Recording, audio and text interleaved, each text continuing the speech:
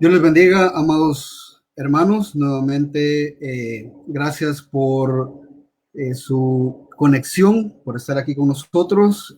Seguimos con los discipulados nuevamente.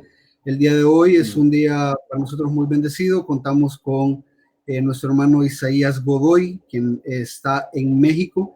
Y el día de hoy, como ya les habíamos comentado, él nos va a estar compartiendo algunas estrofas selectas del Salmo 119 que como ustedes ya sabrán es uno de los salmos más hermosos y un salmo enfocado en la palabra del Señor.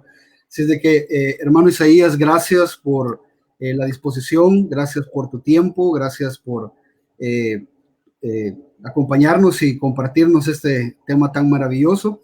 Eh, Agradecemos pues a Dios por la oportunidad y esperamos que nos pueda seguir instruyendo en otras ocasiones más. Te dejo ahí con el tiempo, hermano, y nuevamente gracias por la tremenda bendición. Muchísimas gracias, mi querido hermano. Estoy para servirles. Mi nombre es Isaías Godoy y realmente es un privilegio poder compartir la palabra. Este Salmo 119 es por excelencia uno de los salmos más hermosos de todo lo que es el Antiguo Testamento y realmente es una bendición y un privilegio para mí poder compartirlo. Y realmente el tema principal de este salmo es la palabra de Dios en la vida de su pueblo. Otra manera de entenderlo es la palabra de Dios en la vida del pueblo de Dios. Y el día de hoy podría ser la palabra de Dios en la vida de la iglesia.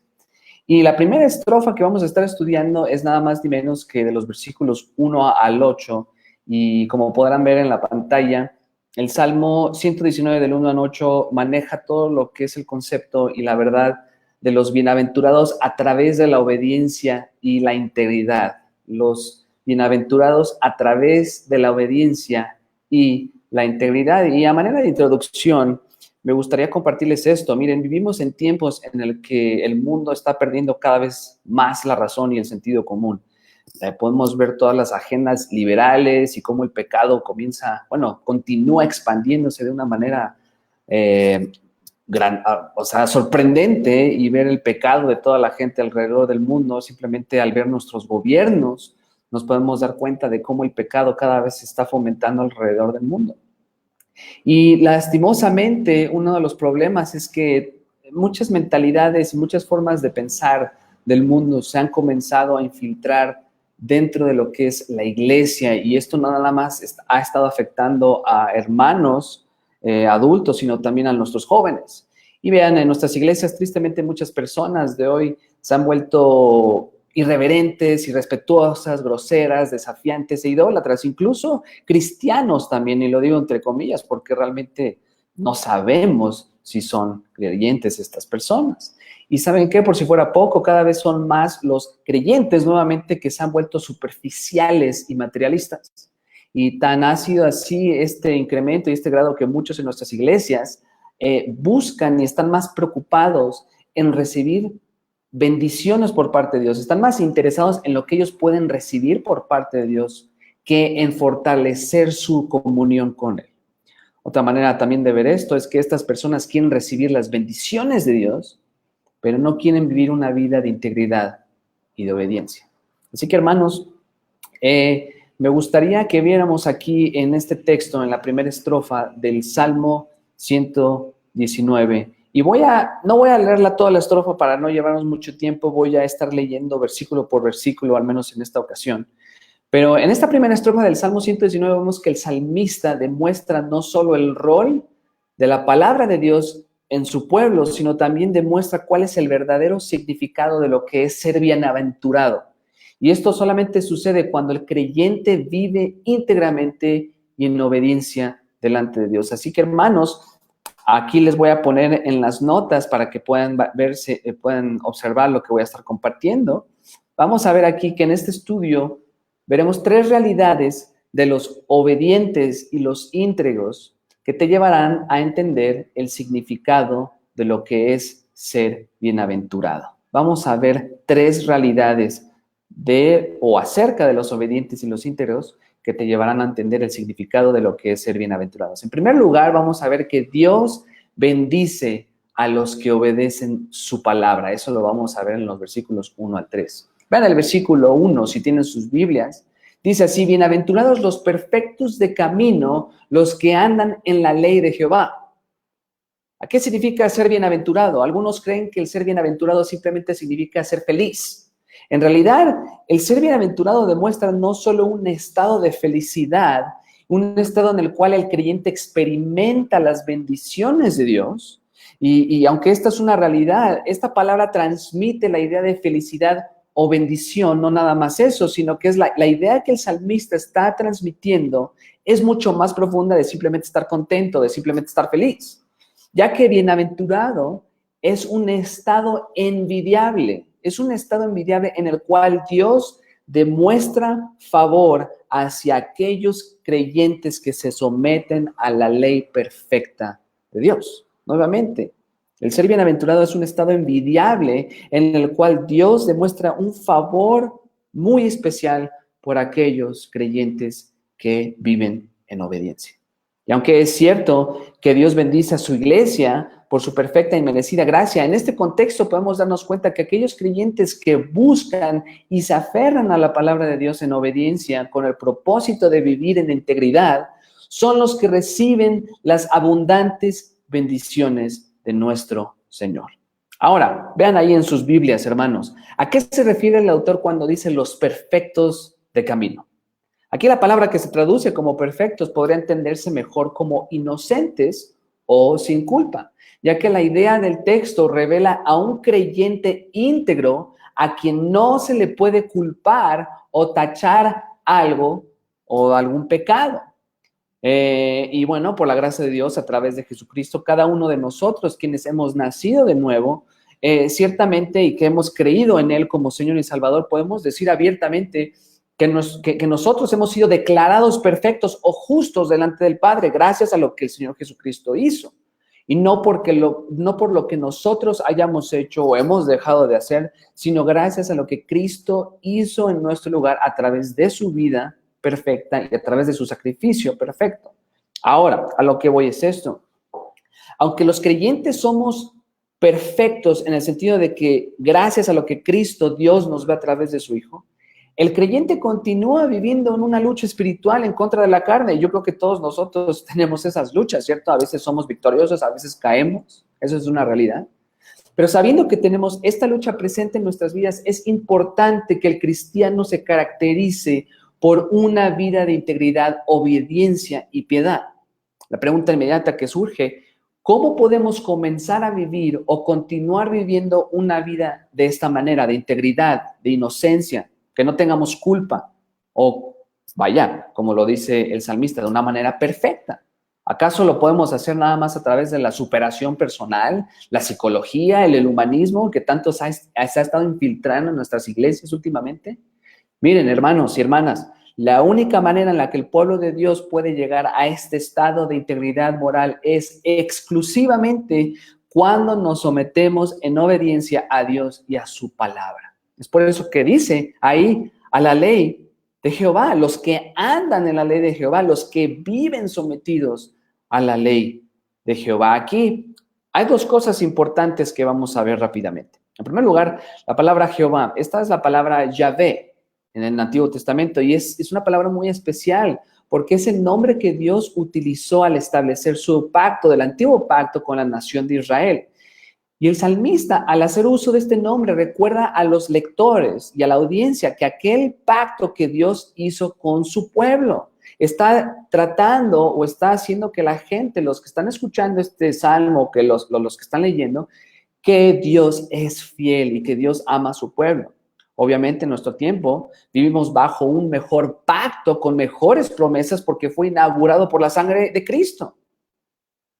Y en segundo lugar, la palabra que el autor utiliza al decir ley no necesariamente se refiere a los 10 mandamientos o a la ley mosaica del antiguo pacto. Realmente esta palabra que utiliza el autor podría entenderse como instrucción en referencia a todo lo general que Dios ha revelado a través de lo que en ese momento fue el Pentateuco. Y realmente lo que el salmista demuestra es que aquellos quienes se caracterizan por andar o bien vivir sometidos en obediencia a la palabra de Dios son los que pueden vivir en un estado envidiable de bendición y favor por parte de Dios. Solamente cuando vives en obediencia a Dios y cuando lo haces de una manera íntegra, no buscando algo por interés, no nada más esperando que Dios te bendiga, pero cuando lo haces de todo corazón para estar más cerca de Él, es cuando Dios te permite ser bienaventurado, te permite ser bendecido. Y la única manera en como creyente podemos vivir íntegramente y en obediencia es cuando nos sometemos a la palabra de Dios. Y bueno, tristemente, mucha gente de hoy no busca a Dios para someterse en obediencia a Él o para vivir en integridad, sino que prefieren que los entretenga. La gente del día de hoy quiere ser entretenidos, quieren que les digan cosas que ellos quieren escuchar, que les cosquillen los oídos, que los consientan y que no los confronten con su pecado. De hecho, hay muchas iglesias que ni siquiera tocan el tema del pecado porque no quieren que la gente se asuste.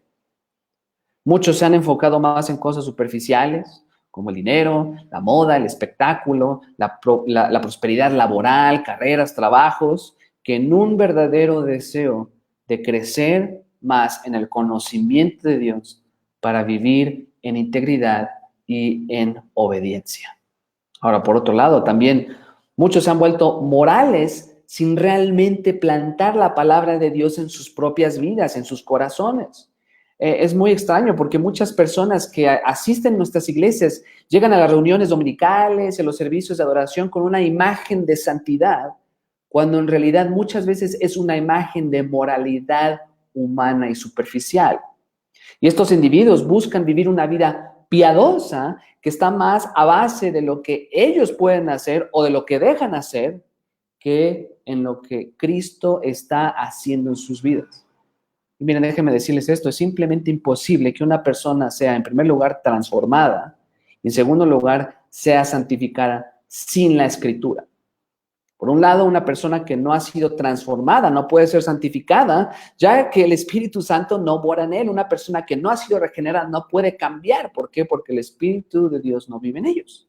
Y por otro lado, una persona transformada, en este caso una persona verdaderamente creyente, nacida de nuevo, no puede ser santificado o santificada separados de la palabra de Dios. Lo que necesitamos es el continuo trabajo del Espíritu de Dios a través de la Escritura para poder ser obedientes, para poder ser íntegros y para poder estar más cerca de nuestro Señor. Y de hecho, el escritor del Salmo 119 sabía esto con certeza. Él sabía que solo aquellos quienes se caracterizan por estar sometidos, por vivir aferrados a la instrucción de Dios, a la palabra, son los que demuestran un carácter de rectitud e integridad. Un ejemplo claro era el profeta Daniel. Vivió recto, nunca se quiso envolver en todo lo que era la cultura de Babilonia. Más bien, él quiso hacer una diferencia. ¿Por qué? Porque no se quiso adaptar al mundo, sino que él continuaba siendo transformado y acoplado a lo que era la palabra de Dios, a lo que es la palabra de Dios. Déjame decirte esto. No busques a Dios para recibir algo de Él. No busques a Dios solamente por interés. Más bien busca a Dios y a su palabra para estar más cerca de Él. Miren, Él nos ha dado todo a través de Jesucristo. Y mientras más estamos cerca de Dios, más seremos conformados a la imagen de Cristo. Y cuando más buscamos a Dios en su palabra para vivir una vida de integridad, de santidad y de obediencia, es cuando tendremos el favor del Señor en nuestras vidas y podremos disfrutar sus bendiciones. Y estas van a llegar de maneras sorprendentes, inesperadas, porque nuestro deleite no están en las bendiciones de Dios, sino que están en Dios. Y miren, hermanos, la moralidad humana solamente sirve para crear una falsa imagen de piedad. La rectitud que a muchas veces las personas demuestran, pero que son más a base de lo que ellos hacen, eso es algo pasajero que tarde o temprano se va a caer a pedazos.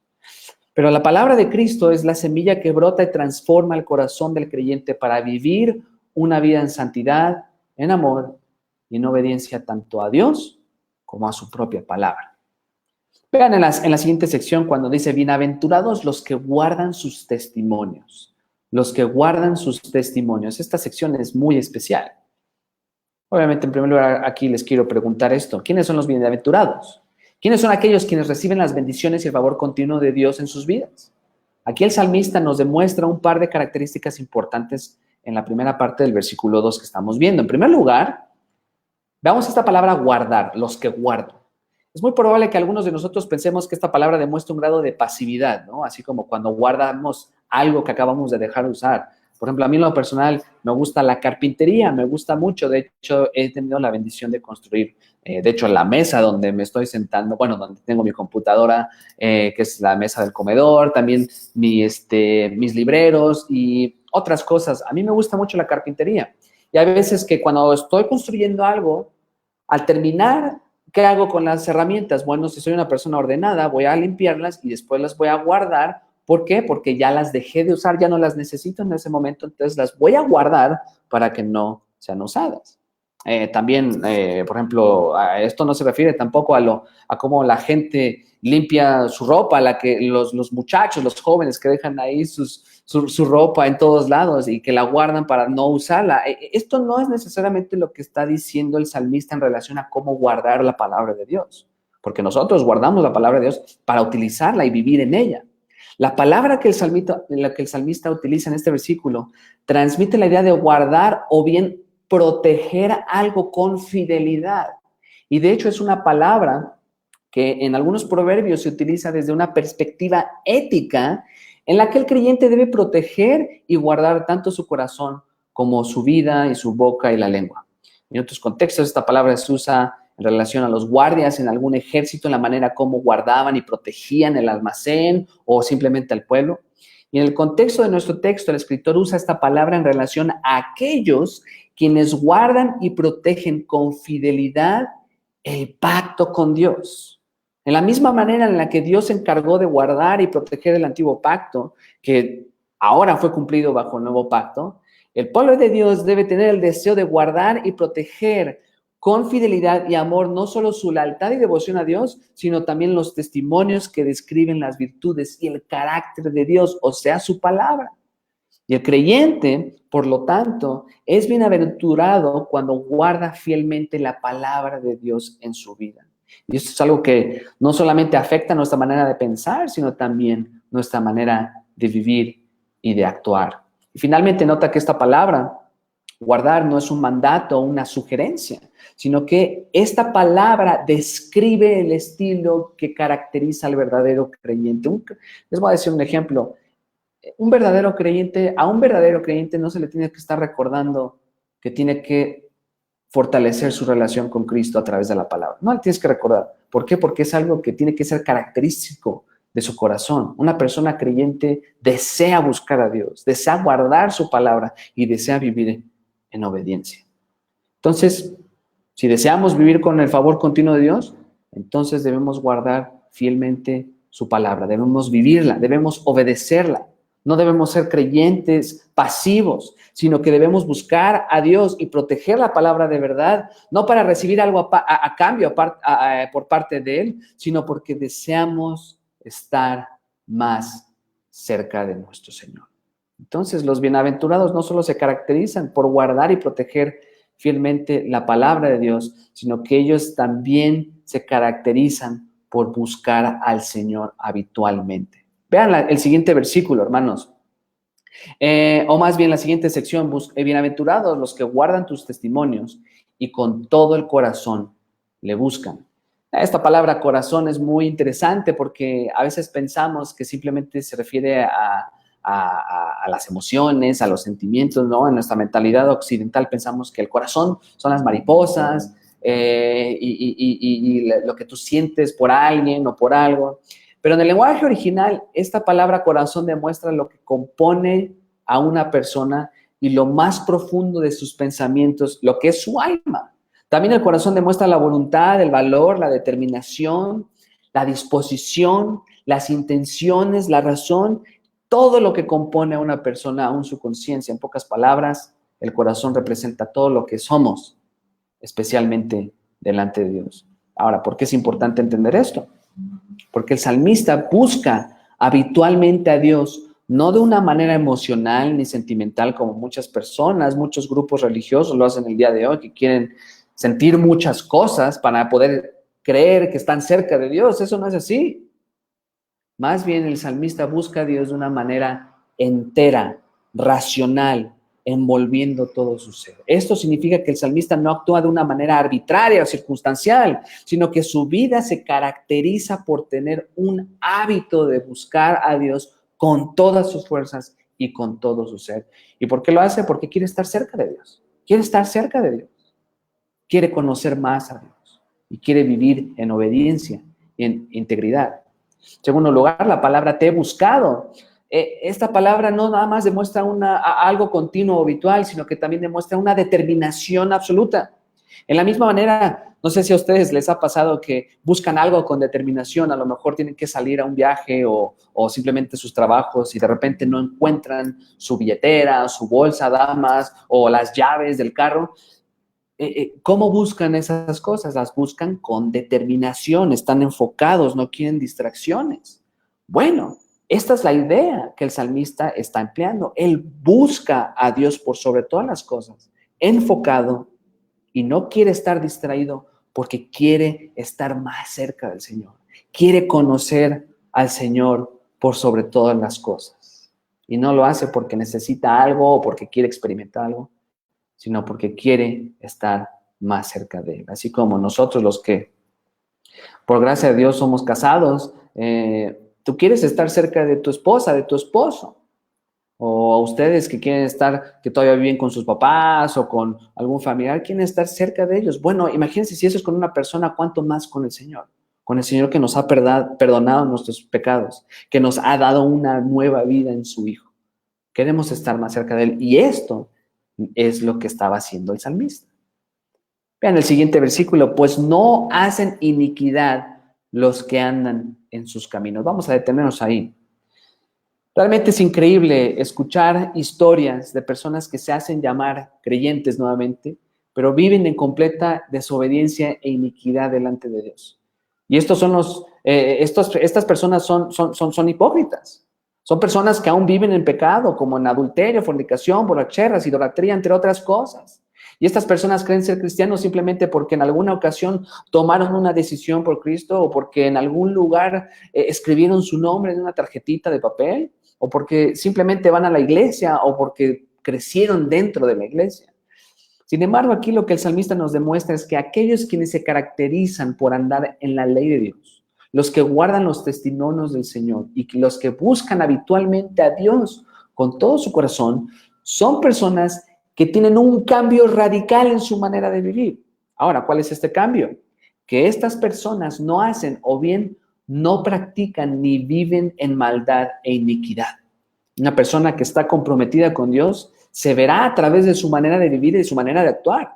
Y es triste cuando vemos personas que dicen ser cristianas cuando aún siguen viviendo la manera en cómo vivían antes de ser salvos. Y de hecho, en algunos movimientos evangélicos enseñan que un cristiano es salvo por gracia, entonces ya no necesitas hacer nada. O sea, tú puedes vivir como tú quieras, como tu salvación es por gracia, pues tú vive como tú quieras. No, esto no es lo que enseña la palabra de Dios. Es cierto que la salvación es por gracia. Es cierto que la salvación no la merecemos. Pero aún así nosotros como cristianos tenemos el deseo y tenemos esa responsabilidad de obedecer a Dios y vivir en integridad. De una persona que no vive en obediencia a Dios es porque probablemente no vive en la palabra de Dios, así de simple. Y si no guarda los testimonios de Dios y no busca a Dios con todo su corazón, entonces, ¿qué significa esto? Que es una persona que no conoce a Dios muy probablemente. Y sin embargo, aquellos que sí andan y guardan y buscan a Dios a través de su palabra, lo reflejan en su obediencia y en su integridad. Y el resultado de un compromiso real con Dios se ve reflejado a través de su santificación. Y en el versículo 1, el salmista utilizó la palabra camino. Y en este versículo el autor usa la palabra de manera plural.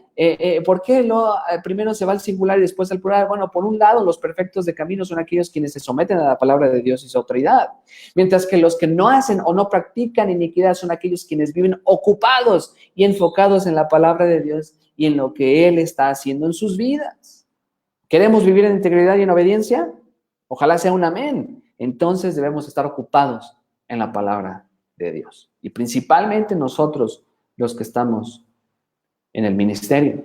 Una persona que se caracteriza por vivir una vida de iniquidad o malicia es una persona que no está siendo santificada, que no le importa lo que Dios puede hacer en su vida. No está siendo transformada ni conformada a la imagen de Cristo.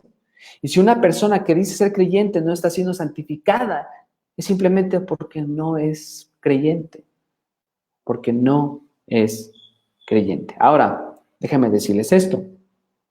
Obviamente no significa esto que vamos a ser supermanes espirituales, ¿no? A veces pensamos que los que estamos en el ministerio, la gente que lleva muchos años en la palabra de Dios, como que no puede, casi como que es inmune al pecado, que el pecado no le puede hacer nada. ¿Saben qué?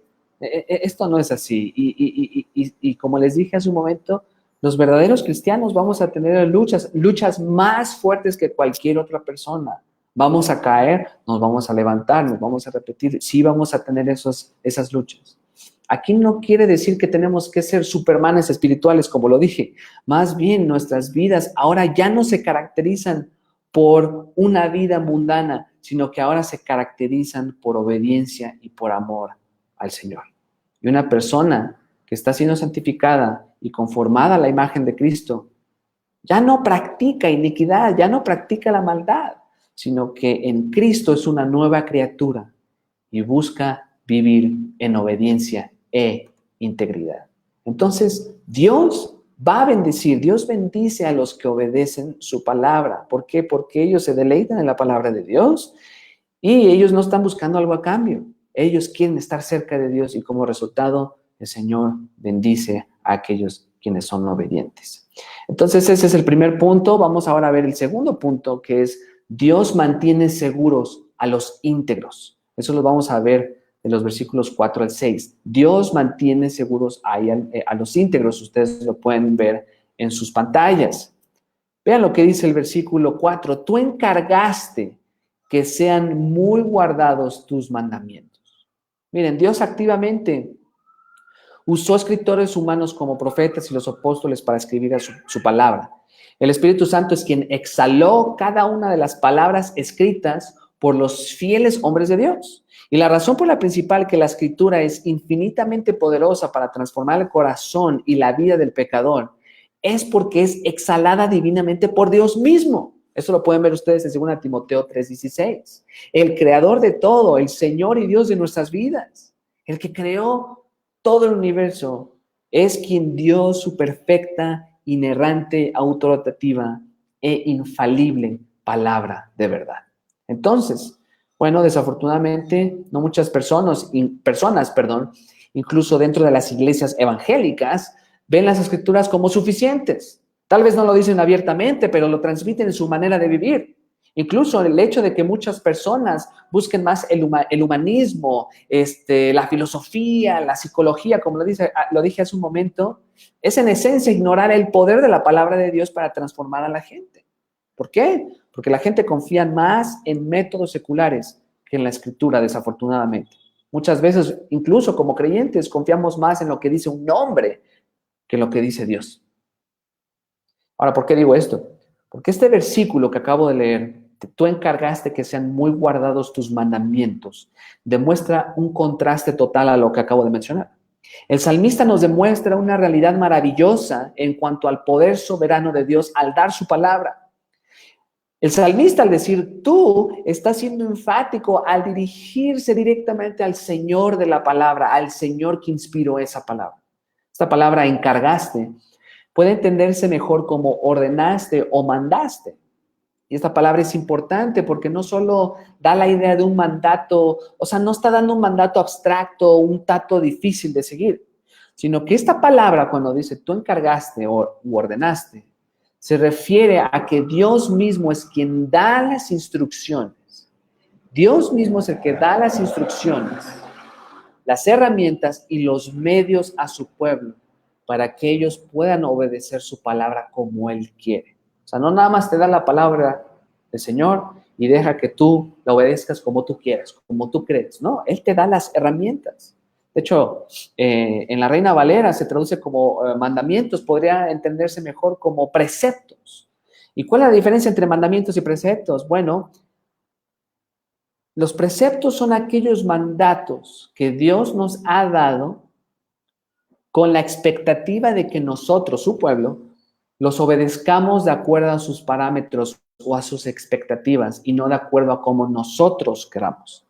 En otras palabras, el Señor ordenó estos preceptos para que los guardemos y los obedezcamos de acuerdo a cómo Él quiere que lo hagamos. Y así el salmista demuestra no solo la soberanía de Dios al dar su perfecta palabra, sino también su perfecta santidad. Discúlpenme. Dios quiere que sus hijos obedezcan de una manera que complazca el nombre de Dios y no de acuerdo a como ellos quieren. Miren, les voy a dar un ejemplo. Los que tienen hijos o los que han sido hijos, yo creo que todos nosotros, nos daban un orden, nos daban un mandato a nuestros papás. Y en lugar de obedecer ese mandato de la manera en como ellos querían que lo obedeciéramos, obedecíamos algo más. Por ejemplo, nos pedían limpiar nuestras recámaras. Y cuando ellos nos preguntaban, oye, ¿ya limpiaste tu recámara? Decíamos, no limpié la recámara, pero fíjate que hice mi tarea. La pregunta es, ¿fuiste obediente? Pues la respuesta es no, porque el mandato fue que limpiáramos la recámara y obviamente la tarea ya es una responsabilidad.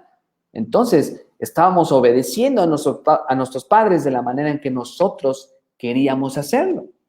¿Y sabes qué? El efecto de muchas personas que viven de esta manera y tratan la palabra de Dios de esta manera es que estas personas creen que Dios, déjenme refrasear esto. Viven estas personas que manejan la palabra de Dios como ellos creen que es lo que dice la Biblia. Viven de acuerdo a lo que ellos tienen en sus mentes y no realmente lo que Dios reveló.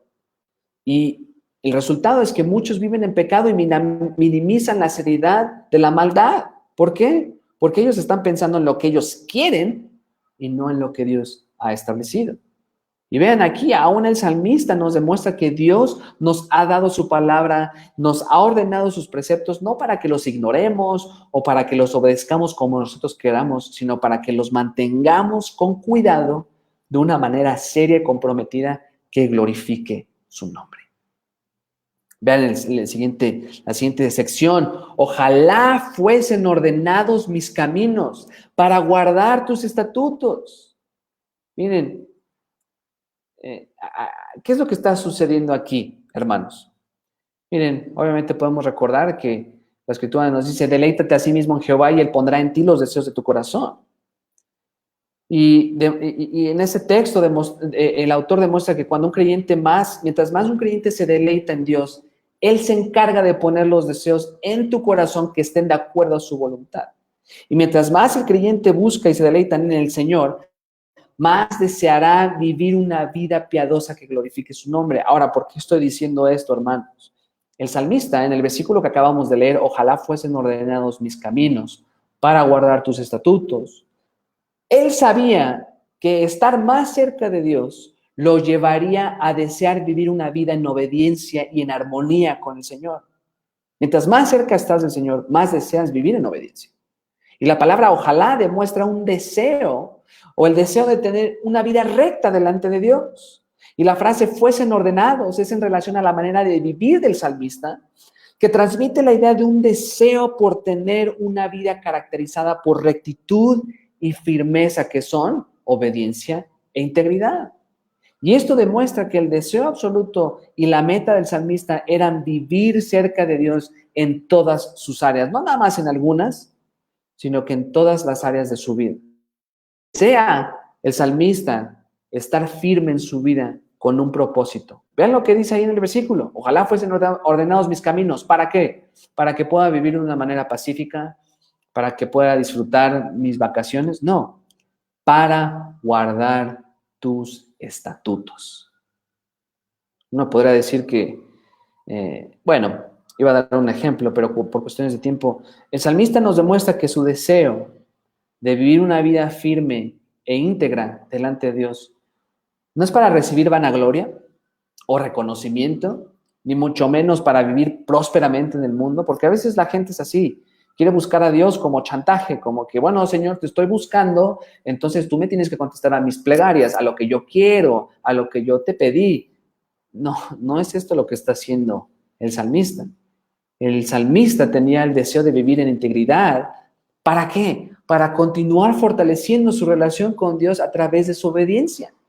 A través de su obediencia. Y esta obediencia se ve reflejada al guardar los estatutos de Dios. Esta palabra guardar es la misma que acabamos de ver en el versículo 4, pero diferente al versículo 2. Y no solo demuestra la idea de ejercitar un gran cuidado por algo, sino que en este contexto, esta palabra demuestra la idea de observar algo con cuidadosa atención, con el propósito de manejarlo con cuidado. Y en este caso, el salmista observa la palabra de Dios o guarda la palabra de Dios con el propósito de ser fiel y obediente. Y esta palabra refleja una obligación moral. Y en otras palabras, el salmista nos demuestra que su deseo y su meta era de vivir una vida firme y recta para que pudiera continuar guardando y obedeciendo con detenida y cuidadosa atención la palabra de Dios. Es como, a lo mejor no es el mejor ejemplo, pero por ejemplo, las personas que les gustan invertir sus bienes, tienen entradas y en lugar de gastárselas o ignorarlas, lo invierten y lo invierten y lo invierten. Y es un círculo el cual se va fortaleciendo con el tiempo. Esa es la idea que está dando el salmista. Él quiere permanecer fiel para continuar guardando los mandamientos de Dios. Él quiere ser íntegro y obediente para continuar viviendo de esa manera y vivir así hasta que esté en la presencia de Dios. Y miren, hermanos, la vida cristiana está llena de pruebas y bendiciones. Esa es una realidad. Muchas veces podemos estar tan enfocados en nuestras necesidades o incluso nuestras bendiciones que olvidamos nuestro compromiso con Dios, ¿no es cierto? Simplemente lo que está sucediendo hoy en día con la pandemia del coronavirus. Podemos estar tan preocupados con las circunstancias y los problemas que nos olvidamos que el Señor es soberano, que el Señor es Rey. O también, por otro lado, podemos estar tan distraídos con las bendiciones que recibimos de Él, que también nos olvidamos de Él. Pero el deseo principal de cada creyente debe ser glorificar a Dios en todo, en especial a través de nuestras vidas, a través del testimonio, a través de nuestra obediencia y de nuestra integridad. Y tal como el salmista deseaba vivir firmemente para continuar guardando los estatutos de Dios, todos los que hemos sido lavados por la sangre de Cristo debemos vivir de esta manera. Buscamos al Señor porque queremos estar más cerca de Él, y mientras más queremos estar más cerca de Él, más queremos obedecerle, y así sucesivamente hasta que se vuelve un círculo, se vuelve un hábito en el cual nos deleitamos en Cristo y en su palabra por sobre todas las cosas. Y es así como vamos a ser bienaventurados, porque no importan las circunstancias, no importa lo que esté sucediendo a nuestros alrededores, lo que importa es que estamos en Cristo y estamos en su palabra. Vean el siguiente versículo, le voy a dar un traguito aquí a mi té. Vean lo que dice: entonces no sería yo avergonzado cuando atendiese a todos tus mandamientos. Miren, una de las peores experiencias cuando era pequeño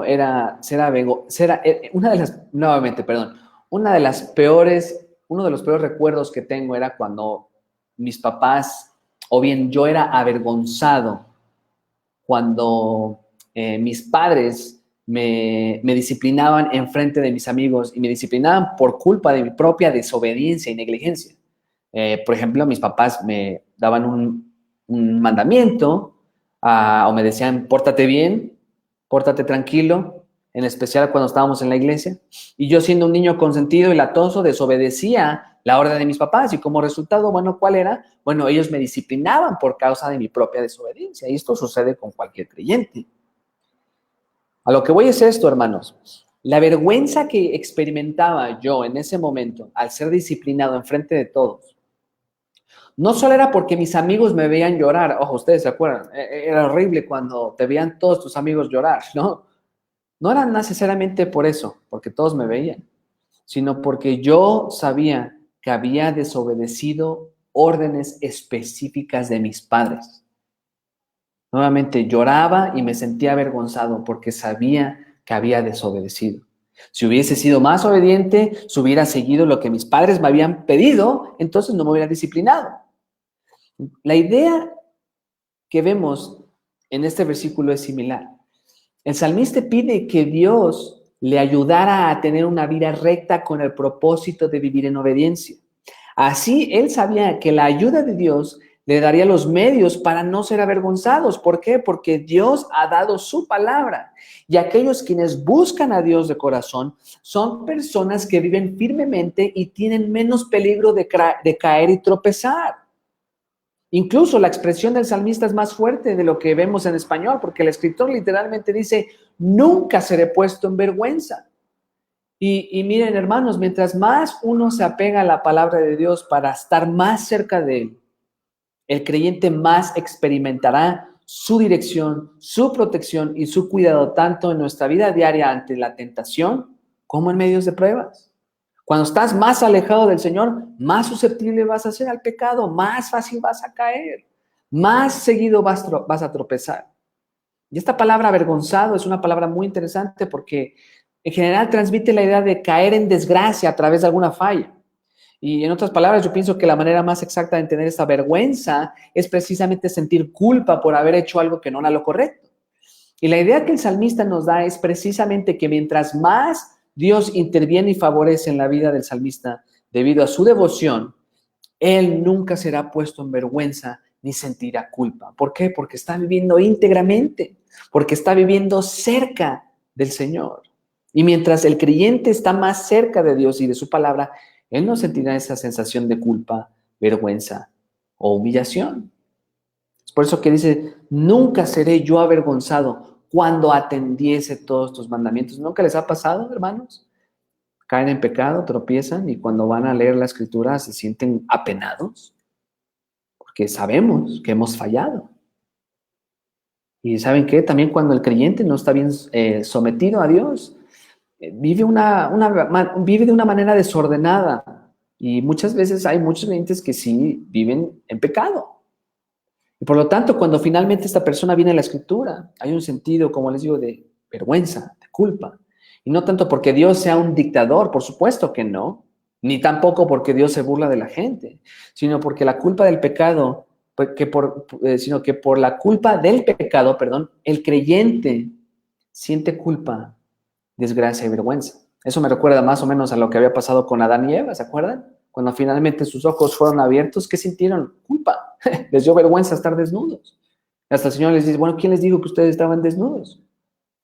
Había vergüenza. Pero mientras más tiempo pasamos con nuestro Señor, tendremos más gozo, deleite, protección. Más vamos a estar con Él, más vamos a estar protegidos. Entonces ahora, a la hora de llegar a la Escritura, más nos vamos a deleitar y no vamos a sentir esa sensación de culpa. Esta palabra atendiese realmente es la palabra observe en relación a las instrucciones de Dios y su palabra. Y uno de los sentimientos más feos es cuando yo sé que ustedes también se acuerdan, cuando éramos pequeños y cuando desobedecíamos a nuestros padres y después de habernos disciplinado, o sea, ya después de que nos habían dado nuestras buenas disciplinas, por decirlo así, sentíamos vergüenza con el puro hecho de verle su rostro, ¿no se acuerdan? O sea, ya nos dieron nuestros varazos o como ustedes le digan y nuestro papá y nuestra mamá están sentados ahí y ni siquiera queremos verlos porque estamos avergonzados de lo que sucedió. Y tal era la culpa y la humillación que ni siquiera podíamos verles directamente a los ojos. Bueno, cuando vivimos en obediencia, obviamente sucedía lo contrario. Y esto es similar a lo que es la vida del creyente. Tú vives en desobediencia, el Señor te disciplina, te vas a sentir culpable. Obviamente no quiere decir que todo el tiempo te tienes que sentir con una culpa, pero sí hay vergüenza. Todas nuestras culpas las ha llevado Cristo por la gracia de Dios. Pero aún así cuando caemos y vemos la palabra de Dios, decimos, Señor, qué vergüenza tengo. Y nos lleva eso a glorificar a Dios y darle gracias porque por su gracia hemos sido transformados. Pero al mismo tiempo, qué mejor es cuando venimos a la palabra de nuestro Señor con conciencias claras, con integridad, sin algo que nos culpe. Porque de esa manera podremos experimentar mayormente las bendiciones del Señor sin la necesidad de estar buscándolas. ¿Por qué? Porque estamos buscando primeramente a nuestro Padre Celestial. Así que hemos visto hasta ahora, hermanos, que Dios bendice a los que obedecen su palabra. Dios mantiene seguros a los íntegros. Aquí podríamos poner a los íntegros de corazón. Y finalmente vamos a ver que Dios recibe la alabanza de los obedientes y los íntegros. Una persona que es obediente e íntegra de corazón van a glorificar y alabar al Señor. Vean los versículos 7 y 8. Dios recibe la alabanza de los obedientes y los íntegros. Te alabaré con rectitud de corazón cuando aprendiere tus justos juicios. Miren, hermanos, la verdadera alabanza y la adoración provienen de un corazón que vive comprometido a Dios y su palabra. A veces pensamos de eso, de hecho, antes de la pandemia, prediqué un sermón acerca de lo que es la verdadera adoración, y a veces pensamos que la adoración es un tiempo de música, de alabanzas. Pero ¿saben qué? La alabanza es el resultado, o bien la adoración es el resultado de lo que Dios está haciendo en nuestras vidas, reflejándolo a través de vivir una vida de obediencia e integridad. Entonces es un error pensar que la alabanza solamente se enfoca en música y todo eso, cuando en realidad va más allá de lo externo. Es una vida de santidad, de obediencia e integridad. Y de hecho, hermanos, aunque, miren, yo me podría extender con mucho acerca de lo que es la adoración, tal vez en otro tiempo lo puedo explicar, pero aquí la palabra alabaré usualmente se usa en relación al reconocimiento o confesión personal del creyente por su pecado. Es interesante. Usualmente se utiliza en esa manera. Pero en la idea de confesión de pecados en esta parte obviamente no se ve, no está hablando de esto aquí el salmista. Aquí lo que el escritor está hablando es más bien un reconocimiento, confesión o proclamación pública de los atributos de Dios. En pocas palabras, la palabra de Dios, cuando la palabra de Dios reina en el corazón del creyente, esto lo lleva a que su corazón y su vida alaben el nombre de nuestro Señor por lo que Él es. Esto definitivamente puede hacerse de manera pública. Podemos alabar a nuestro Señor, podemos proclamar sus atributos y adorarle en frente de todos en la iglesia, o lo podemos hacer de una manera personal. Esta palabra rectitud se refiere a un camino derecho o directo. Y esto significa que el salmista sabía que solo había un medio por el cual él podría llegar a confesar y proclamar públicamente de una manera pura y sin culpa los atributos de Dios. ¿Cómo? Cuando él aprendiera los justos juicios de Dios. Ven ahí, cuando aprendiere tus justos juicios. La palabra aprender es muy interesante porque no solo transmite la idea de aprendizaje por el medio de recibimiento de alguna información, como cuando estudiábamos o aprendíamos algo en las escuelas. Más bien esta palabra transmite la idea de responder apropiadamente de acuerdo a tal información que tenemos, demostrando sumisión y compromiso a tal información. Obviamente, ¿a qué nos referimos con esa información? Bueno, a los justos juicios de Dios.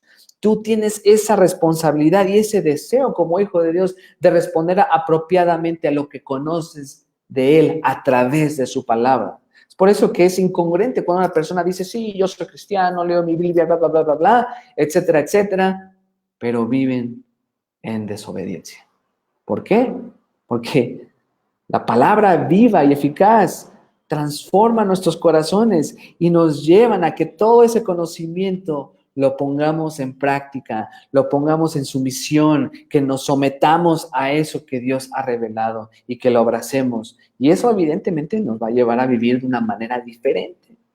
Entonces, de esta manera el salmista proclama todo lo que demuestra la justicia, la rectitud, todos los atributos que provienen de Dios y que son reflejados a través de su palabra. En sí, el salmista sabía que para alabar a Dios correctamente, él necesitaba intervención divina del Señor y la enseñanza del Señor. A lo que voy es esto, hermanos. Muchos quieren adorar al Señor el día de hoy. Muchos. De hecho, nuestras iglesias están llenas de gente. Muchos de ellos ni siquiera conocen al Señor. Quieren adorar a Dios, pero ni siquiera saben o conocen al Dios que quieren adorar. Y creen que la adoración, como les dije, son simplemente el resultado de emociones, sentimientos. Y la realidad es que como creyentes no podemos alabar y adorar a Dios correctamente si no conocemos apropiadamente a Dios en su palabra.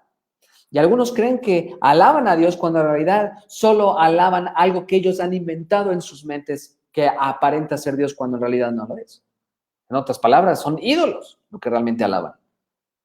En vez de eso, la verdadera adoración se caracteriza por un conocimiento cuidadoso de quién es Dios y su palabra.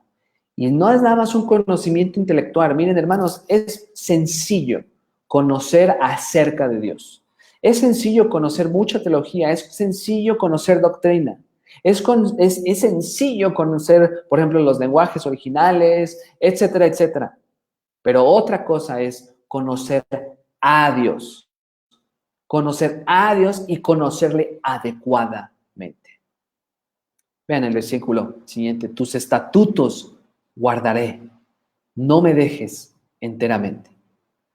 Miren, hermanos, uno de los problemas más grandes que he visto recientemente con los conocedores de la sana doctrina es que, como les dije, creen que ese conocimiento, o más bien, a veces la gente cree que por conocer mucha sana doctrina ya la hicieron, ¿no?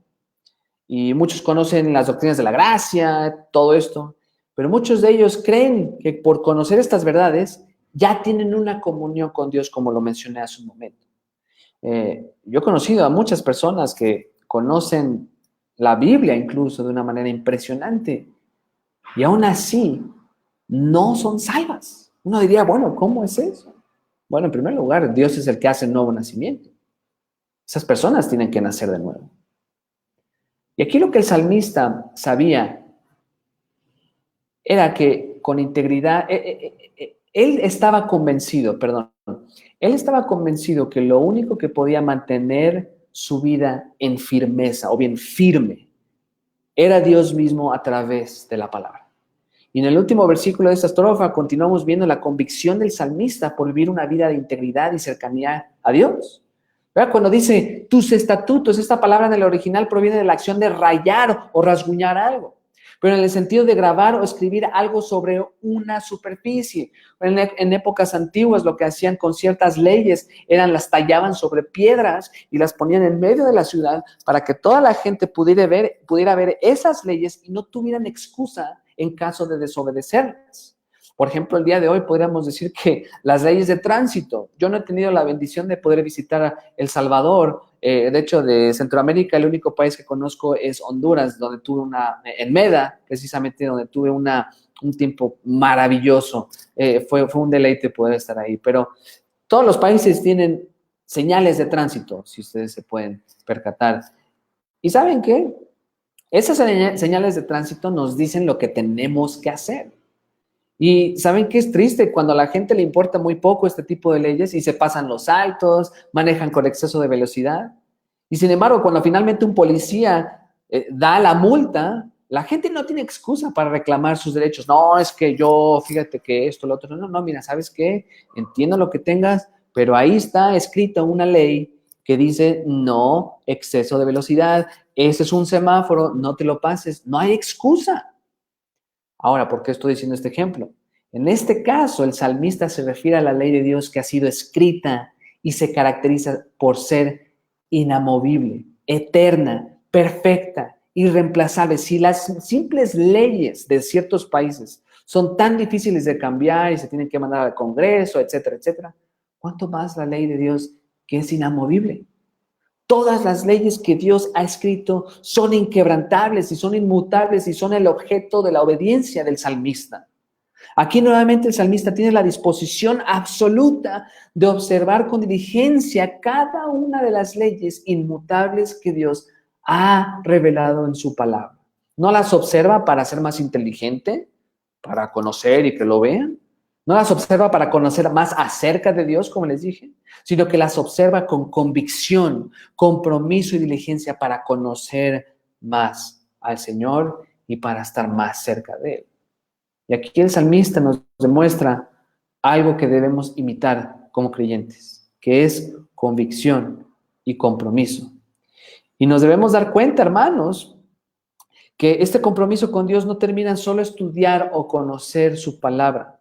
No es nada más de, oh, sí, hoy me desperté a las 4 de la mañana y pasé 2 horas leyendo. No, no es nada más leer, no es nada más leer la Biblia.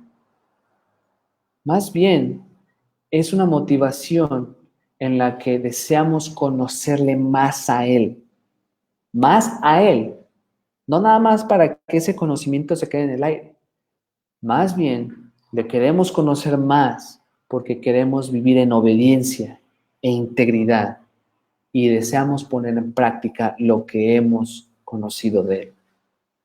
Y miren, hermanos, muchas veces en las pruebas, en la tentación, nuestra tendencia es olvidar el favor de Dios. Y ya vamos a terminar en unos minutitos. Muchas veces tenemos la tendencia de olvidar el favor inmerecido de Dios en nuestras vidas a través de las pruebas y los sufrimientos y las tentaciones. Y ¿saben qué? Solamente basta un momento de prueba y tentación para desmoronar nuestra paz y hacernos perder el enfoque de quiénes somos y para quién vivimos.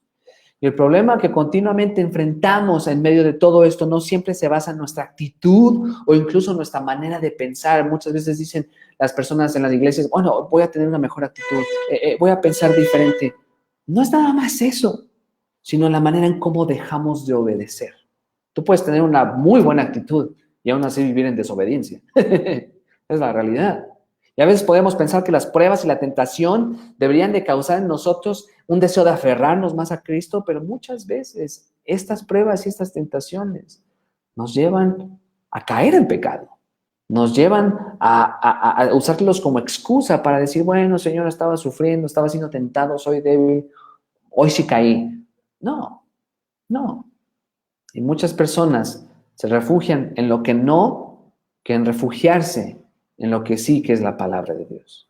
Y aunque este maravilloso salmo no nos da detalles, esto es a lo que voy, el salmista no nos da detalles precisos acerca del contexto histórico, realmente no se sabe la fecha, la autoría, ni las circunstancias culturales, no sabemos si fue David, Daniel, Moisés, no sabemos cuándo, hay teorías, hay sugerencias, pero el autor nos demuestra claramente a través de este salmo que él estuvo atravesando momentos difíciles que casi lo llevaron a perder su propia vida.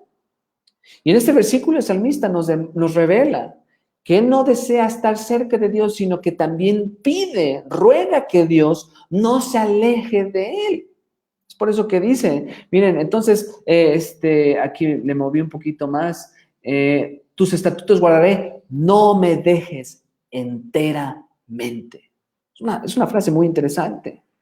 ¿Por qué? Porque la petición que aquí está utilizando el salmista de no me dejes, literalmente significa no me abandones. Y estas son palabras que de hecho se repiten, que el rey David usa en el Salmo 22 y que se cita por nuestro Señor Jesucristo cuando fue en la cruz del Calvario. Ustedes se acuerdan, Padre, ¿por qué me has abandonado? Me has desamparado. Es la misma palabra. Y la idea que el salmista transmite al decir esta palabra de no me abandones es que el sufrimiento y la persecución que él estaba experimentando lo llevó a sentirse tan amenazado y tan vulnerable que él mismo acude inmediatamente a Dios pidiendo intervención. Y la persecución, el sufrimiento, nuestras tentaciones deben llevarnos a rogarle al Señor, Padre Santo, por favor, no permitas que me aleje, no me abandones. Ahora, no significaba que Dios iba a abandonar al salmista, en especial después de ver su compromiso. Lo que vemos aquí es que tal sufrimiento le llevó a aferrarse más a Dios, porque él sabía que el Señor era el único que podía sacarlo adelante. El salmista tenía la certeza de que mientras más cerca estaba de Dios y de su palabra, más estaría seguro y protegido.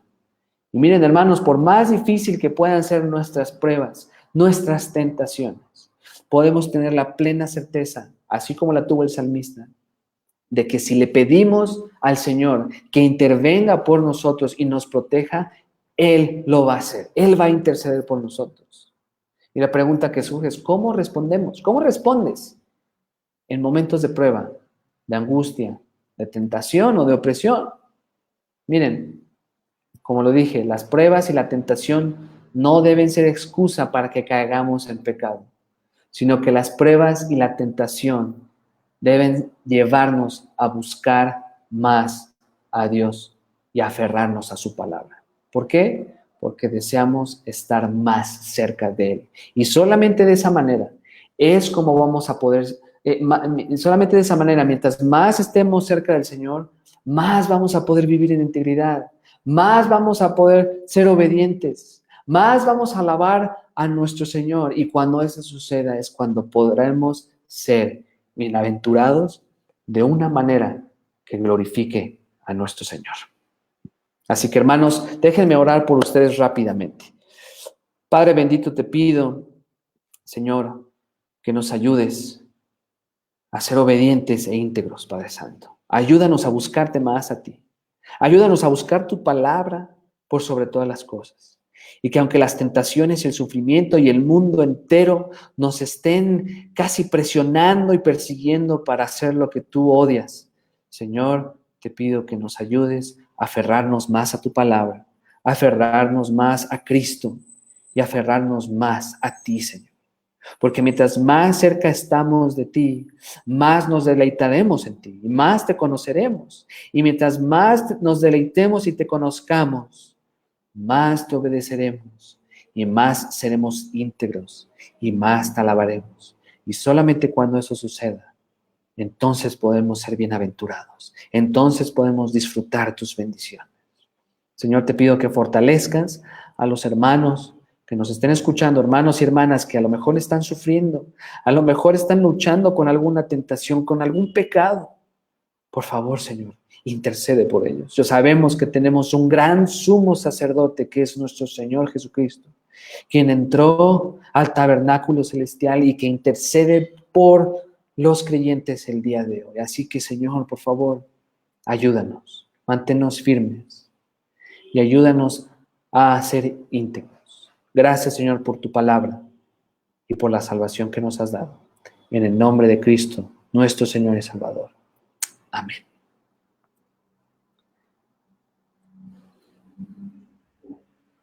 Amén. Gracias, hermano Isaías. Tremenda exposición, muy excelente. Gracias por lo que nos has compartido.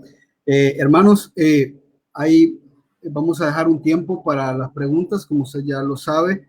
Si tiene alguna pregunta, puede escribirla por ahí y luego, pues, nuestro hermano la va a estar contestando. Hermano, tal vez en lo que van llegando algunas preguntas, ¿cómo podemos entender ahí con el evangelio de la gracia que se predica? Algunos dicen que ya el creyente ya no tiene relación con la ley, que ya no tenemos que cumplir la ley. ¿Qué partes de la ley hay que cumplir? ¿Qué partes no hay que cumplir? O basados en ese texto de Gálatas, algunos dicen ya no estamos bajo la ley, sino estamos con la ley del Espíritu. No sé, tal vez podrías hablarnos un poquito acerca de esto. Sí, hermano, sí. Mira, realmente, obviamente todo este tema de la ley es un tema complejo, pero nada más para darte una idea y déjame ir por pasos. La ley, ¿a qué nos referimos? Bueno, en primer lugar tenemos que entender que la ley jamás fue establecida como medio de salvación. La ley jamás fue establecida para justificar. De hecho, eso mismo lo dice Pablo. Realmente la ley fue lo que Dios proveyó o lo que Dios estableció precisamente para demostrar, por un lado, su justicia, su santidad, y por otro lado, para demostrar la incapacidad humana y su inhabilidad de poder obedecerla a la perfección. O sea, a lo que voy es esto. O sea, por ejemplo, tú agarrabas, en este caso, un ejemplo, la Torá o algo así, y tú veías la ley y tú decías, es que, ¿sabes qué? Yo no puedo obedecer esto por mi cuenta. Yo necesito que alguien lo haga en mi lugar. Y una de las razones por la que esto es importante es porque los creyentes del Antiguo Testamento, en este caso, yo les digo los santos del Antiguo Testamento, ellos fueron justificados no por la obediencia de esa ley, sino por su fe en el futuro Mesías. por su fe en lo que es el Mesías haría en su lugar, que precisamente sería obedecer la ley a la perfección. Entonces, en el sentido técnico, evidentemente nosotros ya no estamos bajo la ley, estamos bajo el nuevo pacto. ¿Por qué? Gracias a lo que Cristo hizo en nuestro lugar, nosotros ya no hay una responsabilidad en el sentido como lo era en el antiguo pacto, porque, por ejemplo, la ley también se estableció como identidad nacional. Entonces, para poder ser miembro de la nación de Israel o para poder ser una persona íntegra, o si lo podríamos decir de esa manera, uno tenía que obedecer la ley de manera externa. Y la gente, habían muchas personas que obedecían la ley y no eran creyentes, realmente no eran hijos de Dios, o sea, obedecían. Un ejemplo muy claro eran los fariseos. ¿Ustedes se acuerdan? Los fariseos, ellos se daban, se jactaban por ser obedientes de la ley y todo, y aún así ellos no eran hijos de Dios. ¿Por qué? Porque todo lo hacían de manera externa, lo hacían más enfocados en ellos, en lo que podían hacer y no confiando en lo que Dios haría en su lugar a través del Mesías. Ahora, una pregunta que surge, bueno, si entonces estamos en la gracia y si la ley fue el ayo, como dice Pablo, para llevarnos a Cristo, entonces, ¿qué hacemos con la ley? Bueno, obviamente estaba la ley, habían varios tipos de leyes en el Pentateuco. Estaba la ley que podríamos decir que son los 10 mandamientos que reflejan ese carácter. Estaba la ley sacrificial, la ley levítica, de todos los aspectos de cómo los sacrificios debían llevarse. Habían varias leyes de este tipo, leyes nacionales, etcétera, etcétera. Todas esas leyes, de alguna manera, fueron cumplidas finalmente en lo que hizo Cristo, para sacarnos de ahí, para inaugurar el nuevo pacto, un nuevo pacto en el cual son miembros los que, por la gracia de Dios, han sido escogidos para hacer su iglesia, tanto los gentiles como los judíos cristianos, y que finalmente somos el pueblo de Dios. Pero, aún así, como lo que había dicho el Señor Jesucristo, toda esa ley se condensa en 2 mandamientos, en amar a tu prójimo y amar al Señor. Lo que yo digo es esto: si nosotros vivimos bajo la gracia y nosotros decimos, bueno, como ya no vivimos bajo la gracia y como vivimos bajo la gracia, ya no bajo la ley, entonces ya puedo vivir como quiera. No, eso no es así. Hay una ley moral que nosotros seguimos obedeciendo, pero no de manera externa, sino gracias a lo que Cristo está haciendo nosotros en nuestras vidas. Nosotros, por estar en la gracia, no significa que ya podemos maldecir a nuestros papás. El hecho de que vivimos bajo la gracia no significa que ya podemos adulterar, que ya podemos robar, que ya podemos tener ídolos. Eso no es lo que significa. Más bien, esa ley moral de Dios encuentra su sentido cuando estamos en Cristo. Solamente cuando estamos en Cristo es como podemos obedecer esa ley. Y no lo hacemos de manera nacional o de una identidad nacional, sino que lo hacemos por lo que el Espíritu Santo hace en nuestras vidas. Y yo seguramente algo que surge es, bueno, ¿qué hacemos con lo que es el Sabbat, ¿no? Tenemos que mantener el Sabbat, todo eso. Cristo cumplió el Sabbat en nuestro lugar. Él es nuestro descanso. Entonces, obviamente el día de hoy nos reunimos los domingos, pero si tú eres un cristiano que dice, bueno, yo no me puedo reunir los domingos por XY, pero me voy a reunir los sábados, bueno, hazlo. ¿Por qué? Porque Cristo es nuestro descanso. Él es nuestro Sabbat. Él es el que cumplió todo eso. Entonces, aunque la ley ha sido cumplida en Cristo, todavía somos llamados a vivir en obediencia y en santidad. Ya no la obedecemos, ya no se obedece de la misma manera, y obviamente ya no se hacen esas leyes sacerdotales, sacrificiales. ¿Por qué? Porque todo eso eran sombra de lo que Cristo hizo. Entonces ya lo hizo él todo. Aún así, la ley moral, en cierta manera, sí la seguimos obedeciendo, no, como le dije, como manera externa, sino como resultado de lo que el Señor hace en nuestros corazones. No sé si tiene sentido lo que digo. Perfectamente, sí, correcto. Gracias, hermano. Sí, hermano. Tenemos una pregunta por ahí, dice, hoy en día son muy populares los pastores que predican que Dios hará algo a cambio si las personas se acercan a Él, y a veces sucede que las personas van a estas iglesias que no son de sana doctrina y algunas cosas en su vida empiezan a marchar relativamente bien, y para ellos esto ya es una evidencia que se han acercado a Dios. ¿Cómo podemos explicar a las personas que las bendiciones no se refieren estrictamente a cosas materiales, y que lo que ha llegado a su vida no necesariamente significa que se ha acercado a Dios. Muy buena pregunta. Wow. Esa pregunta, ¿sabes cómo? Yo no me enfocaría tanto en el aspecto positivo de las bendiciones que un creyente está recibiendo. Más bien, yo lo demostraría en lo que el creyente no recibe estando en Cristo. Lo que recibimos, por un lado, es obviamente vida eterna. Tenemos a Cristo, tenemos todo, o sea, ya estamos completos. Pero por otro lado, hay numerosos ejemplos a través de la Escritura en la que los hombres de Dios padecen más de lo que realmente disfrutan. No sé si me explico. Un ejemplo claro era Job, fue Job. Era el hombre más justo, más obediente, era un hombre ejemplar o sea, de todo el mundo, a tal grado que incluso hasta ahí Satanás y el Señor tienen una conversación muy interesante. Ah, ¿sí crees que es muy justo? Ah, pues mira, a ver si eso no lo hace caer, si no lo hace maldecir. Y aún así vemos que Job estaba siendo íntegro delante de Dios. Sabemos que la historia se va desenvolviendo. Otro ejemplo que también me viene a la mente es el apóstol Pablo. El apóstol Pablo, o sea, el apóstol Pablo, desde el momento en que él fue llamado para ser apóstol de Jesucristo, diríamos que su vida de prosperidad física se fue en picada, hasta terminar decapitado por el Imperio Romano. Entonces, yo pienso que sí, otra cosa que también podríamos decir es la gracia común que Dios tiene sobre la gente. O sea, Dios permite que aún las personas más corruptas y más impías disfruten ciertas cosas, pero el hecho de que Dios permita esas bendiciones, por decirlo así, no garantizan que les esté yendo bien o que Dios les esté bendiciendo como tal. ¿Por qué? Porque hay gente allá en el mundo que ni siquiera conoce a Dios y aún así vive de una manera próspera.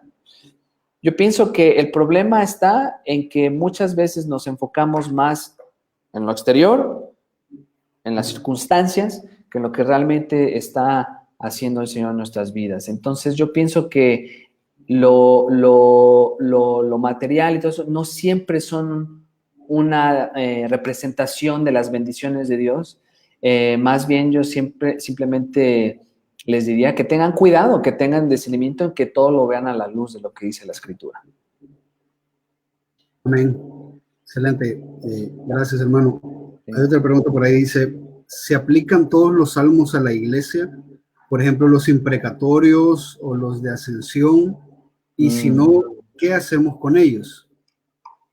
Claro, miren, hermanos, hay textos que evidentemente no, por el contexto histórico no pueden aplicar directamente a la iglesia el día de hoy porque simple y sencillamente primeramente vivimos en el nuevo pacto, ¿no? Y en segundo lugar porque tienen un contexto histórico muy específico, por ejemplo, algunos salmos precatorios de David, ¿no? De que destruya a los enemigos, Señor. Realmente yo pienso que esos, como les digo, tenían un contexto histórico muy específico en lo que Dios estaba todavía desenvolviendo muchas cosas que apuntaban obviamente al final arribo del Mesías.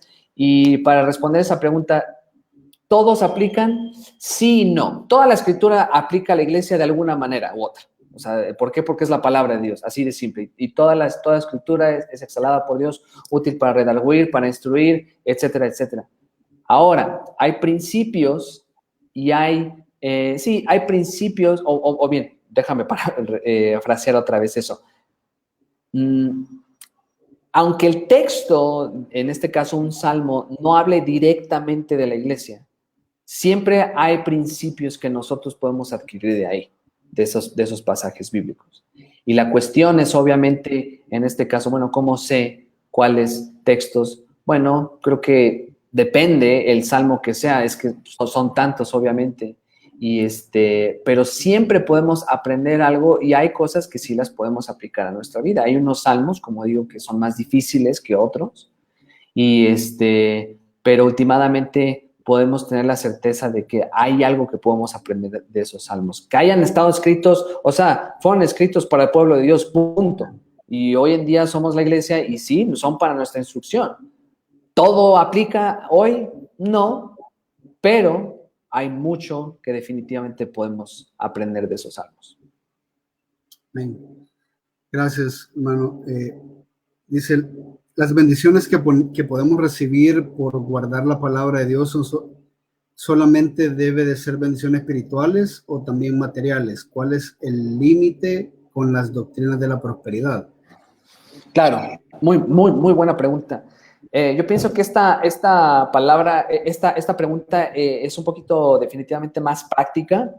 Yo pienso que en este aspecto, miren, mira, en Efesios 2 vemos que, bueno, todo lo que es la epístola de Efesios, el apóstol Pablo habla acerca de la posición espiritual del creyente en Cristo. O sea, en Cristo, de alguna manera, Cristo ya nos ve en su presencia, nos ve bendecidos, nos ve todo ya con Cristo, ¿no?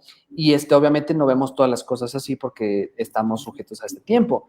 Pero todas las bendiciones espirituales que podemos recibir ya están, ya las tenemos porque están en Cristo. Eso es lo que dice Efesios. Hemos sido bendecidos con toda bendición espiritual en Cristo Jesús. Entonces, yo pienso que las bendiciones espirituales, en el momento en que uno está en Cristo, todas esas bendiciones ya son recibidas, pero obviamente todavía hay un proceso en el que nosotros vivimos continuamente con una lucha. Tenemos una lucha, a veces podemos ver esas bendiciones de una manera más enfática, a veces también por causa del pecado, no entendemos esas bendiciones, pero ya somos bendecidos espiritualmente, eternamente, en Cristo nada más. Ahora, ¿cómo puedo ver si esas bendiciones materiales no son algo de la prosperidad? Mira, es bien sencillo, hermanos. Cuando una bendición material se vuelve en una distracción, o cuando una bendición material comienza a volverse en un ídolo, es entonces cuando esa bendición, por decirlo así, ya no es una bendición, ya se está volviendo más bien en una piedra de tropiezo. Vamos a lo más básico, las bendiciones financieras. Algunos hermanos en Cristo son más bendecidos económicamente que otros, y eso es normal, Dios los utiliza y gracias a Dios por ellos. Pero hay personas que a lo mejor no tienen mucho y empiezan a tener más y más y más, y dicen, es que esto es una bendición por parte de Dios. Pero llega un punto donde esas bendiciones, por alguna manera, por no tener cuidado con su corazón, ya se vuelven ídolos y ya nada más piensan en el dinero, piensan en la casa, piensan en el trabajo, en querer salir adelante, y todo, la bendición ahora se volvió, ahora sí que una maldición, por decirlo así.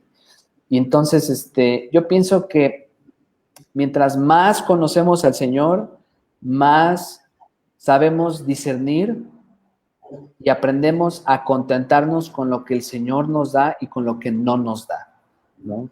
Y bueno, obviamente me podría extender un poquito más, pero tienes para comer, tienes para vivir, tienes y si a lo mejor tienes un poquito extra, gloria a Dios, gloria a Dios. Pero el Señor siempre nos da lo que necesitamos. Y cuando nuestras mentes empiezan a volverse avariciosas, obsesionadas con esas cosas que pueden adquirir, ahí es cuando tienen que tener cuidado los creyentes. Amén. Gracias, hermano. Dice otra pregunta. ¿Ser una iglesia reformada implica tener sana doctrina? Dicho esto, ¿cómo nosotros podemos saber si la iglesia donde asistimos tiene sana doctrina y si está encaminada a ser reformada, dado que esto no es de la noche a la mañana, sino un proceso? Claro, obviamente, sí, gracias, muy buena pregunta. Ser reformado tiene muchas implicaciones porque incluso dentro de los reformados hay diferentes grupos con algunas diferencias, ¿no? Pero, aunque hayan diferencias, ¿cómo puedo saber si una iglesia es reformada? En primer lugar, el concepto que tienen ellos de la palabra de Dios. Si ellos exaltan la palabra de Dios, no como un simple libro o como algo académico, sino que ellos manejan la palabra de Dios como la autoridad inspirada por Dios mismo para fortalecer al pueblo de Dios, esa es una muy buena señal. En segundo lugar, obviamente que no hay salvación, no hay otro medio de salvación a menos de que sea por fe por gracia en Cristo Jesús. Así de simple. Una iglesia reformada jamás te va a enseñar o jamás debe enseñarte que el hombre es capaz de contribuir algo para su salvación.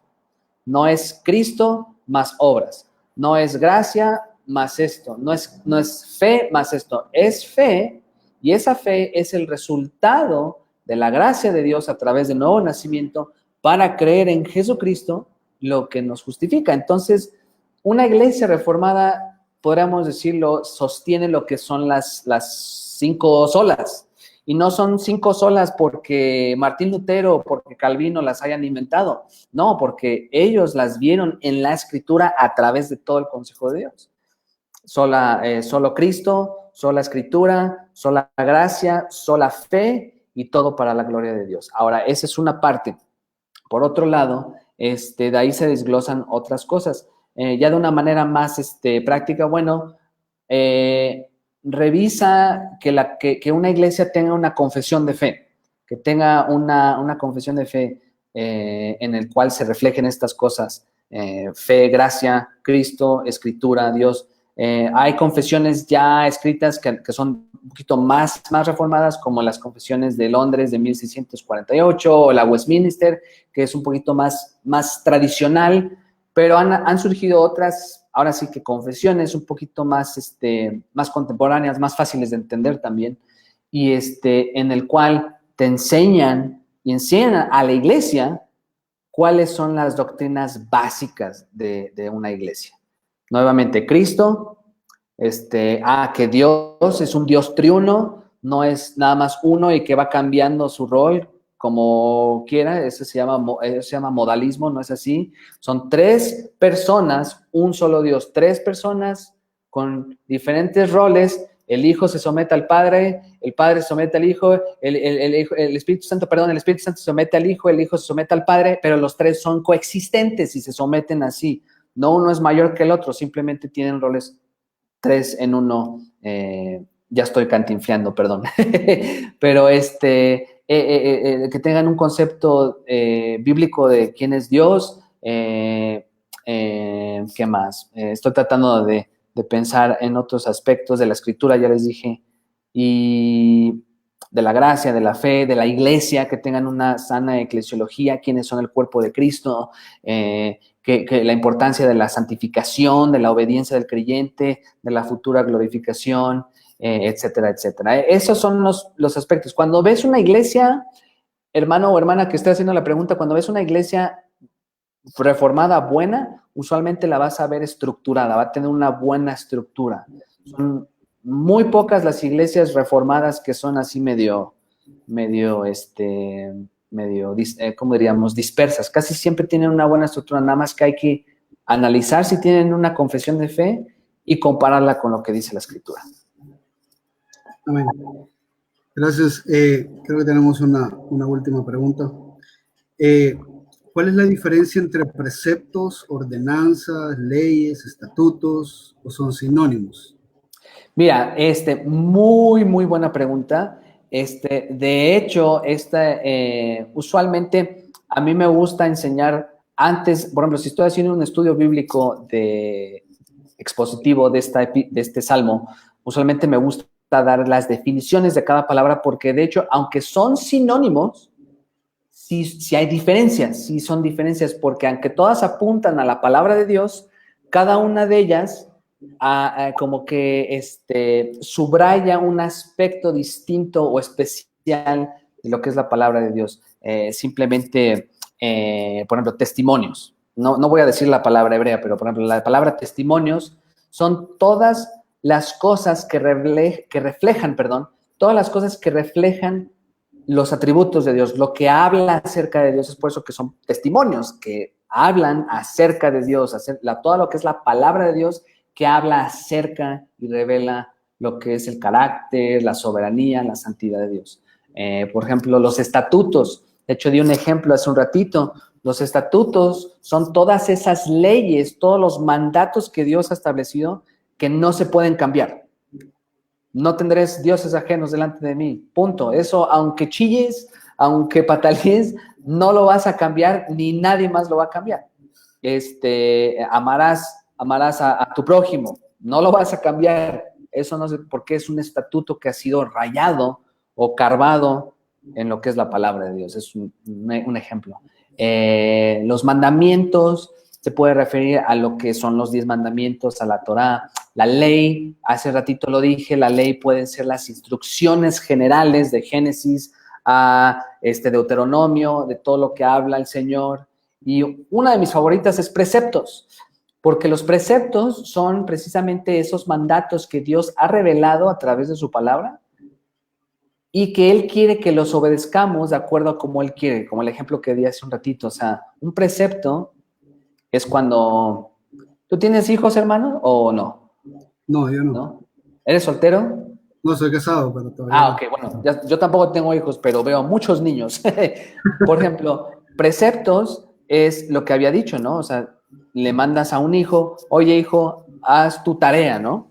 Haz tu tarea, necesito que hagas tu tarea en las próximas 2 horas, porque voy a salir a trabajar. Y el papá va y regresa, oye, hijo, ¿ya terminaste tu tarea? No, papá, fíjate que no hice mi tarea, pero limpié mi cuarto, limpié la casa, ve. Bueno, pero hiciste la tarea. No, no la hice. Bueno, lo que el papá le dio al hijo fue un precepto, que fue un mandato en el cual el hijo tenía que obedecer de acuerdo a ese mandato y no a lo que él quería. Él obedeció lo que quiso. Entonces, ese es un aspecto de los preceptos. Y bueno, creo que ya cubrí todos. Pero sí, todos son sinónimos, y apuntan a lo que es la palabra perfecta de Dios, pero subraya diferentes aspectos. Porque de hecho en español, incluso en inglés, cuando la leemos, puede verse un poquito repetitivo, ¿no? El Salmo 119 se repite, repite, repite, repite. Pero cuando comenzamos a entender el significado de cada una de las palabras que se utilizan, wow, como que cambia la perspectiva y se enriquece, por decirlo así. No sé si me explico. Sí, correcto. Bueno, por cuestiones de tiempo tenemos la última pregunta. Sí.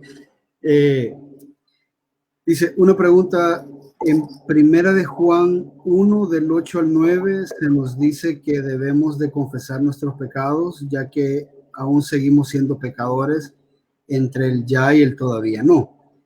Pero en Primera de Juan 3, del 5 al 10, se nos dice que si permanecemos en Él, en Jesucristo, no pecamos. ¿Es esto pecar deliberadamente o vivir como antes vivíamos cuando éramos hijos de ira? Es decir, estas son personas que no han nacido de nuevo. Bueno, brevemente, tenemos que entender que Juan obviamente está tratando de hacer una distinción entre los que han nacido de nuevo, los que han nacido del Espíritu, de los que no han nacido de nuevo, de los que son creyentes, de los que no son, del mundo, a los cristianos, etc.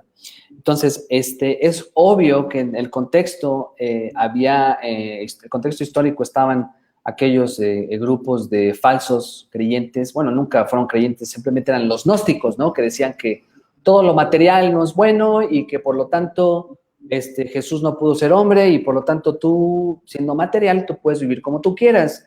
Y algunos decían, no, pues nosotros no tenemos pecado, y de hecho eso es lo que dice el apóstol Juan en el, déjame ver aquí en mi computadora, tengo mi logos, que si decimos que no tenemos pecado, que si decimos que no hemos pecado, le hacemos al mentiroso y su palabra no está en nosotros. El apóstol Juan sabe que el cristiano tiene la tendencia a pecar y a caer en pecado, y es por eso que él dice que si confesamos nuestros pecados, él es fiel y justo para perdonar nuestros pecados y limpiarnos de toda maldad. Ahora, uno que dice, el texto que la persona dijo es Juan 3:5, ¿sí, verdad? Primera de Juan 3, 5 al 10 y Primera de Juan 1, del 8 y 9. Sí. Por ejemplo, dice, y sabéis que Él apareció para quitar nuestros pecados y no hay pecado en Él. A ver, nuevamente, desde el versículo 4, de hecho, de Primera de Juan 3, todo aquel que comete pecado infringe también la ley, pues el pecado es infracción de la ley. Y sabéis que Él apareció para quitar nuestros pecados y no hay pecado en Él. Es una referencia evidente a Cristo.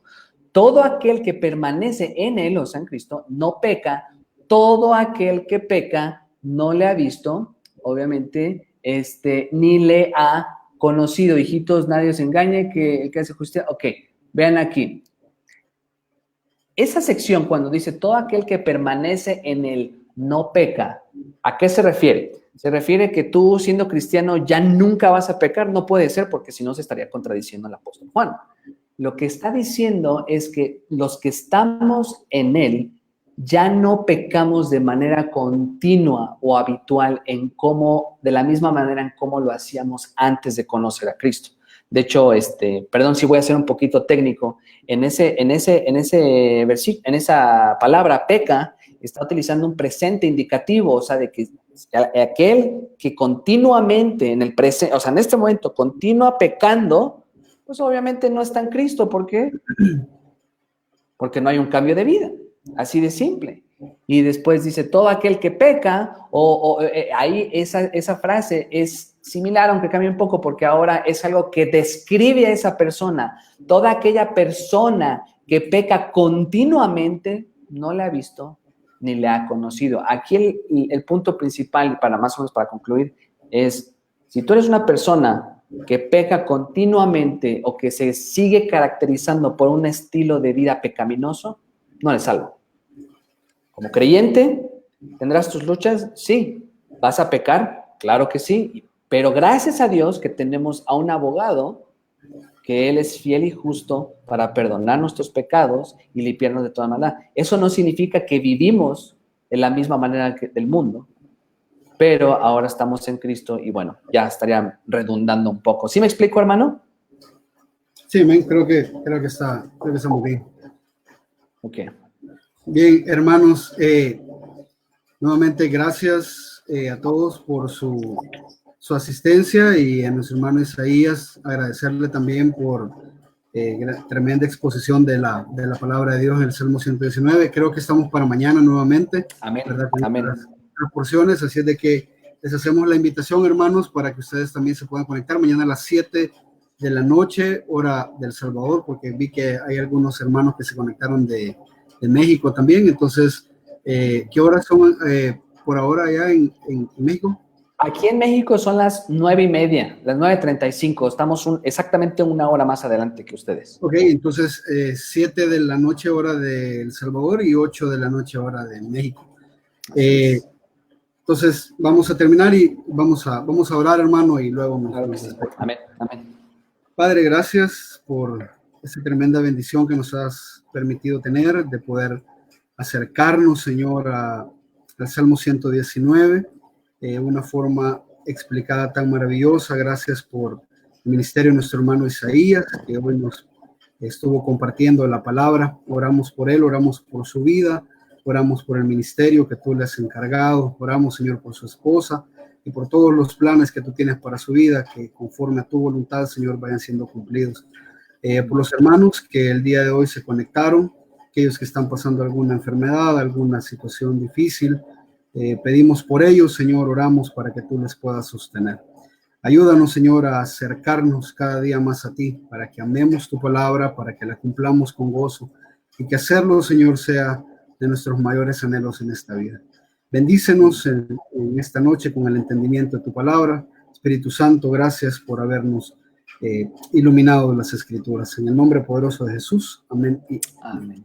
Amén. Muchas gracias, hermanos. Dios gracias. nos bendiga y nos vemos el día de mañana. Hasta luego. Dios les bendiga, hermanos.